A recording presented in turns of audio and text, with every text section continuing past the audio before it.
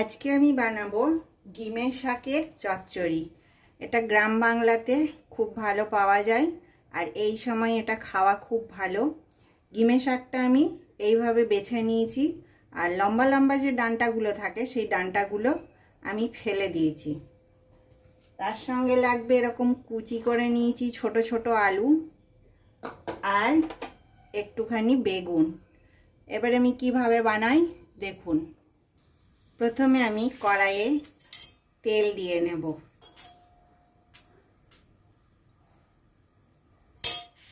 তেলটা একটু গরম হোক। তেলটা গরম হয়ে গেছে, আমি প্রথমে আলুগুলো দিয়ে দেব। আলুটা ভাজা হয়ে গেছে, আলুটা আমি এখন তুলে নেব।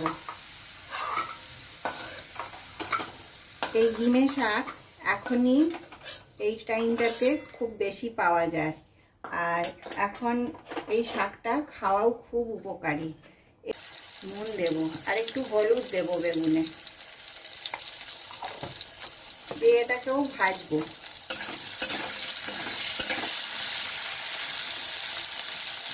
আর এই শাকে প্রচুর পরিমাণে ভিটামিন সি থাকে। যাদের শরীরে ভিটামিন সি এর অভাব আছে তারা এই শাকটা সপ্তাহে অন্তত 2 বার খেলে ভিটামিন সি এর অভাব মিটে যায়। এখন বেগুনটাও ভাজা হয়ে গেছে, বেগুনটাও আমি তুলে নেব।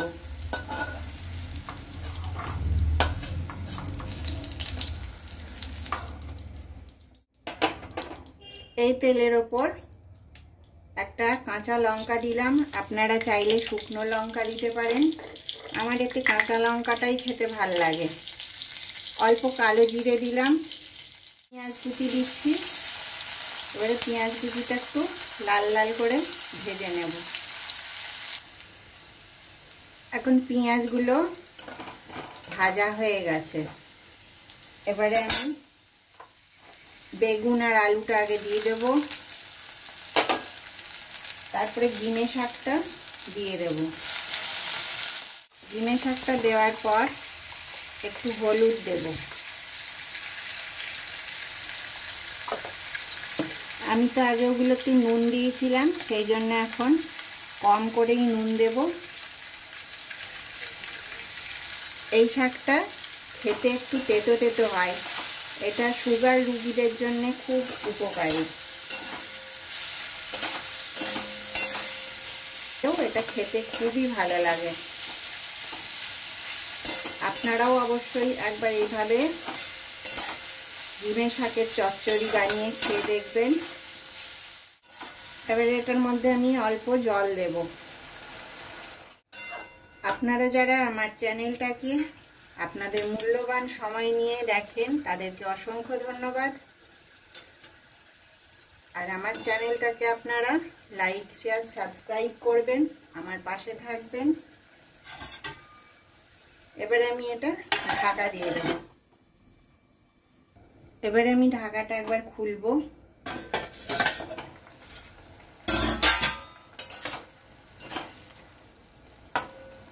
আলুটা প্রায় সেদ্ধ হয়ে এসছে। এই সময় আমি 1 চামচ, ছোট চামচের 1 চামচ মতন সর্ষে বেটে রেখেছি, এইটা একটু দিয়ে দেব।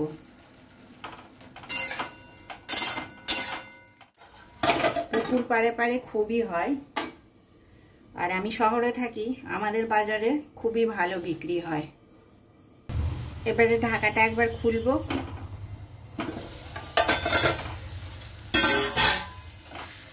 হয়েই গেছে।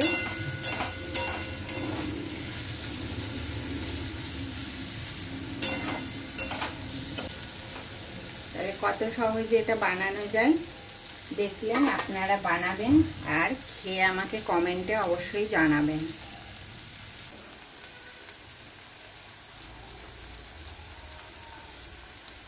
নমস্কার।